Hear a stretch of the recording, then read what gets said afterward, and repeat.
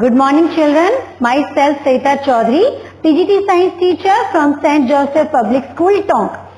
Children, till now, we have studied about the agricultural practices. We have covered two agricultural practices, which were, first one was the preparation of soil, how the soil is prepared before planting seeds in them, and the second one was sowing of seeds. When the soil is prepared, अब उसके अंदर seeds को कैसे sow करना है, क्या precautions रखने होते हैं farmers को, what the methods used by the farmers. And in today's video, children, we are going to study the third agricultural practice, which is improving soil fertility. अब इसका क्या मतलब है? वो is soil fertility. Soil fertility, soil को हम दो part में डिवाइड कर सकते हैं, right? One is the fertile soil and second is the barren land. What is the meaning of the fertile soil? वो soil जिसमें बहुत सारे plant nutrients हैं, जो अच्छी क्वालिटी की है, जिसमें अगर हम सीड्स को सो करते हैं तो प्रॉपर्ली जर्मिनेट भी होंगे as well as they will grow also. And barren land मतलब वो लैंड जिसमें अब उतनी फर्टिलिटी नहीं रही, जिसमें न्यूट्रिएंट्स नहीं रहे, जब प्लांट को प्रॉपर न्यूट्रिएंट्स नहीं मिलेंगे. You must have heard about the one term mail nutrition in your 6th standard children. तो मेल न्यूट्रिशन का मतलब क्या होता है? जैसे हम ह्यूमन बींग्स की अगर बात करें तो अगर प्रॉपर डाइट नहीं मिलेगी, प्रॉपर अगर न्यूट्रिएंट्स नहीं मिलेंगे तो ग्रोथ तो होती रहेगी बट बॉडी प्रॉपरली ग्रोथ नहीं कर पाएगी, राइट? प्रोटीन्स, विटामिन्स, मिनरल्स हमें अच्छे से नहीं मिल रहे तो प्रॉपर ग्रोथ हमारी बॉडी की नहीं हो पा रही है. We can fall ill on the regular basis, proper growth नहीं है. तो same thing happens with the plants also. उनको भी प्रॉपर अगर न्यूट्रिएंट्स मिलेंगे then only they will grow properly. तो यहाँ पे आप स्टडी करते हैं कि हाउ दी फार्मर्स, अगर मान लो एक फील्ड है और फील्ड में कंटिन्यूस कोई क्रॉप उगाते जा रहे हैं, वन सीजन में कोई क्रॉप है, नेक्स्ट सीजन में फिर से क्रॉप है, तो क्या होगा? सॉइल में जो न्यूट्रिएंट्स हैं, अवेलेबल न्यूट्रिएंट्स हैं, उन सबको तो प्लांट ने यूटिलाइज कर लिया. तो आफ्टर फ्यू इयर्स और after few seasons what will happen कि उस सॉइल में उतने न्यूट्रिएंट्स नहीं रहेंगे, so that soil will not be fertile anymore for the proper growth of the seed, germination of seed and proper growth of the plant. So the point comes that how the farmers they can increase or improve the fertility of soil. There are 3 methods by which farmers can improve fertility of soil. The first one is, children, using manure and fertilizer.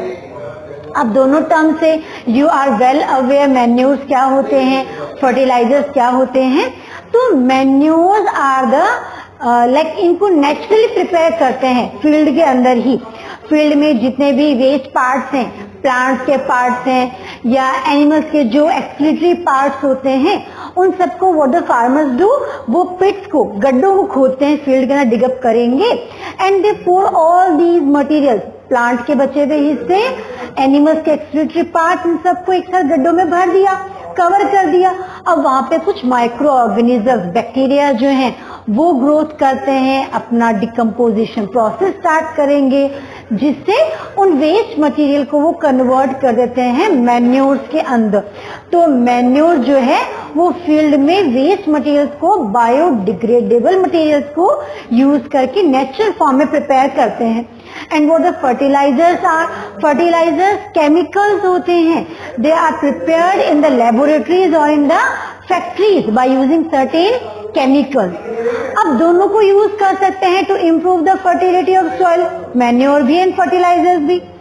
But which one is better, किसको ज्यादा अच्छे से use करना चाहिए, कौन सी ज्यादा अच्छी है क्रॉप यील्ड के लिए, उसको समझने के लिए science is incomplete without the experiments and practical. Children, तो एक छोटा सा एक्सपेरिमेंट यहाँ पे डिस्कस करते हैं. फिर हमारे पास 3 डिफरेंट पॉट्स हैं, तीनों में सॉइल है प्रॉपर, सिर्फ सॉइल, ओके. और तीनों में हमने क्या किया, सीड्स को उसके अंदर सो कर दिया है, वाटर दे दिया वहां पे, ठीक है. एंड आफ्टर फ्यू वीक्स और 1 month when we will observe all those 3 pots, जब देखेंगे उनको तो हमें क्या दिखाई देगा? एक पॉट के अंदर 3 पॉट्स की हम बात करते हैं, 3 पॉट्स हैं, A, B एंड C, इनको नाम दे दिया हमने. फर्स्ट पॉट में कुछ भी नहीं डाला, सिर्फ क्या है, only soil and a seed, seed को सो किया. सेकेंड पॉट के अंदर क्या किया, सॉइल तो है बट सॉइल के साथ क्या ऐड कर दिया, यहाँ पे manure, small amount of manure we have added here, seed को सो कर दिया. एंड थर्ड वन में we are having the fertiliser. यहाँ पे हम एक थोड़ी सी अमाउंट में कोई फर्टिलाइजर यूज किया. सॉइल है, सीड को सो करेंगे, राइट. कुछ टाइम बाद जब ऑब्जर्व करेंगे इनको तो we will see that in the first pot, जो जहाँ पे हमने सिर्फ सॉइल यूज की है, वाटर वहां पे स्प्रिंकल किया है, सीड का जर्मिनेशन तो होगा but the growth of plant is not that good. Second में जहाँ पे हमने मैन्योर यूज किया है वहां पे प्लांट थोड़ी सी ज्यादा ग्रोथ कर रहा है in the comparison of the first one. But the third one जहाँ पे हमने फर्टिलाइजर को यूज किया है वहां पे प्लांट की ग्रोथ बहुत अच्छी हो रही है, राइट. तो क्या रीजन रहा इसके पीछे, तीनों में सॉइल थी, तीनों के अंदर हमने सीड्स को सो किया, गुड क्वालिटी सीड यूज किया, फिर डिफरेंस क्यों देखने को मिल रहा है, because of the use of the soil fertility. First में सॉइल फर्टाइल नहीं है, सीड जर्मिनेट हो रहा है बट प्रॉपरली प्लांट ग्रोथ नहीं करेगा. सेकेंड और थर्ड में we use manures and fertilisers, but here comes the difference between the manure and the fertiliser. Children, manure जो है they are not very rich in nutrients, उसमें बहुत सारे nutrients नहीं होते, तो अगर उसको हम स्मॉल अमाउंट में यूज करेंगे तो that wouldn't be enough for the plant growth, वो इतनी इनफ नहीं है प्लांट के ग्रोथ के लिए. But in the third one in which we have used the fertiliser, तो fertilisers they are very rich in specific plant nutrients, तो वहां पे अगर हम सीड सो करेंगे तो प्लांट बहुत प्रॉपर्ली ग्रोथ कर पा रहा है, right. So after discussing this activity, let's discuss some more differentiation points between the manures and the fertilizers. Here comes the difference between a manure and fertilizer. The first difference is that manure is always prepared naturally. Natural method से prepare कर रहे हैं, हमने discuss कर लिया how it is prepared. And fertilizer, they are man-made substances. They are prepared in the laboratories or in the factories. Second point is manure, they are not very rich in specific nutrients. अगर हमें manure use करनी है plant growth के लिए तो we will be needed a good amount, बहुत ज्यादा amount में हमें मैन्योर को यूज करना पड़ेगा. But the fertiliser they are rich in specific plant nutrients, जैसे नाइट्रोजन है, पोटेशियम है, फास्फोरस है, वो अगर थोड़ा सा अमाउंट में हम यूज करेंगे फर्टिलाइजर्स का तो उसमें बहुत सारे न्यूट्रिएंट्स हैं, इसलिए प्लांट बहुत अच्छे से ग्रोथ कर पाएंगे उसके अंदर. The third point is manure is cheap and easily available. It is cheap because it can be prepared by farmers themselves in their fields only by using the biodegradable waste materials of the fields. But the fertilizers, they are costly as they are prepared by using certain chemicals in the laboratories and in the factories, children. The next point is manures are water soluble. पानी में easily dissolve हो जाते हैं वो, and that is the reason they are readily absorbed by the roots of the plant, बहुत अच्छे से उनको प्लांट्स एब्जॉर्ब कर सकते हैं. But fertilizer they are not very easily soluble in the water, अच्छे से डिजोल्व नहीं होते, that is the reason plant उनको उतने अच्छे से एब्जॉर्ब नहीं कर पाएगा सॉइल में से. Last point is doesn't cause soil pollution. Manures को यूज करने से सॉइल पोल्यूशन नहीं हो रहा, वाटर पोल्यूशन नहीं हो रहा. Again the reason is because they are prepared by the natural substances, biodegradable substances को यूज किया है. माइक्रो ऑर्गेनिज्म फर्दर उनको अटैक करते हैं, उनको फर्दर डिकम्पोज कर देंगे, ब्रेक डाउन कर देंगे, उनसे कोई पोल्यूशन क्रिएट नहीं हो रहा, right. But the fertilisers as they are prepared by the certain chemicals they cause soil pollution. And moreover that अगर रेनफॉल हो रहा है एंड रेन वाटर के साथ some of the fertilisers when they get dissolve और वो flow करके किसी वाटर बॉडी में अगर जाते हैं तो there also they cause the water pollution. That is a threat for the aquatic animals and plants also. So here we discuss certain differentiation points between the manures and the fertilizers. The next way which can be utilized by the farmers to improve the plant's fertility, soil fertility, is leaving the land fallow. अब इसको समझ सकते हैं easily कि अगर soil के अंदर किसी फील्ड में कंटिन्यूस क्रॉप को उगाए जा रहे हैं ना, फार्मिंग करते जा रहे हैं, तो सॉइल में जो नेचुरल न्यूट्रिएंट्स हैं उन सबको तो प्लांट्स ने यूटिलाइज कर लिया। तो सर्टेन टाइम पीरियड के बाद अगर नेक्स्ट जो प्लांट्स वहां पे हम ग्रोथ करवाते हैं उनको तो न्यूट्रिएंट्स ही नहीं मिलेंगे। तो what can be done for a short span of time, किसी पर्टिकुलर टाइम के लिए उस फील्ड को हमने फैलो छोड़ दिया, खाली छोड़ दिया, 1 और 2 सीजन के लिए वहां पे अब नेक्स्ट जो है प्लांट उगा ही नहीं रहे, फार्मिंग नहीं कर रहे।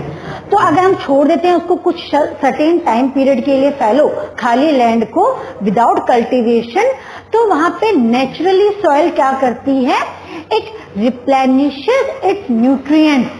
जो नेचुरल मेथड्स होते हैं, कुछ प्लांट्स के पार्ट्स वहां पे अगर गिर गए, कुछ एनिमल्स के एक्सक्रीटरी पार्ट हैं, उनका डिकम्पोजिशन होगा तो उनसे वहां पे ह्यूमस बन जाती है ना, और वो सॉइल की फिर से फर्टिलिटी इंक्रीज होना धीरे धीरे स्टार्ट हो जाएगी।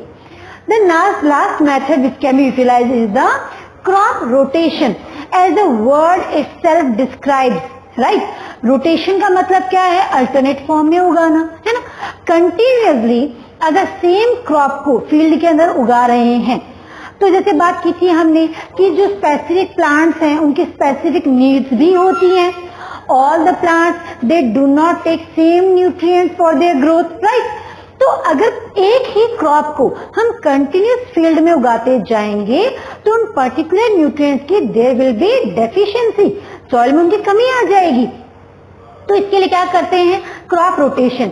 What does farmer generally do, they generally use the pulses in between the मेज एंड पैडी क्रॉप्स। अगर फील्ड के अंदर एक सीजन में उन्होंने पैडी क्रॉप लगाया है या मेज क्रॉप या व्हीट क्रॉप को उगाया है, तो नेक्स्ट सीजन में वो क्या करेंगे, वहां पे पल्सेस को उगा देते हैं। फिर नेक्स्ट सीजन में फिर से वो व्हीट, पैडी या कोई और दूसरी जो क्रॉप है उसका वहां पे कल्टीवेशन कर सकते हैं। अब इसको थोड़ा और अच्छे से समझते हैं कि उन्होंने अल्टरनेट फॉर्म में बीच में पल्सेस को जनरली क्यों यूज किया। The reason behind it is, आप लोगों ने पढ़ा भी है अपने 7th स्टैंडर्ड साइंस के अंदर कि जो पल्सेस होती हैं, पल्सेस की जो रूट्स होती है, दालों के जो पौधे हैं उनकी जो रूट्स हैं, उनके रूट नोड्यूल्स के अंदर एक स्पेशल बैक्टीरिया प्रेजेंट रहता है which is called as, yes you are right student, it is a rhizobium bacteria. वो राइजोबियम बैक्टीरिया क्या करेगा, एटमॉस्फेयर में we are having the air and air is a composition, है ना। उस कंपोजिशन में क्या क्या चीजें प्रेजेंट है, it has oxygen, nitrogen, carbon dioxide and other gases also. Nitrogen is 78% children in the atmosphere. इतनी ज्यादा अमाउंट में होने के बाद भी plants can not directly use that nitrogen, है ना। तो they need the rhizobium bacteria. वो बैक्टीरिया क्या करेंगे, एटमॉस्फेयर में जो इतनी सारी फ्री नाइट्रोजन है उसको सॉइल के अंदर कुछ कंपाउंड के फॉर्म में फिक्स कर देंगे और वहां से प्लांट जो है उसको यूज कर सकते हैं in the form of the nutrient. This is called nitrogen cycle. ये भी आप लोगों ने पढ़ा होगा 7th स्टैंडर्ड के अंदर।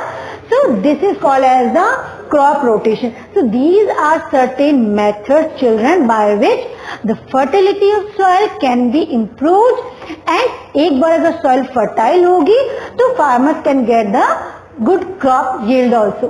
So thanks for watching children.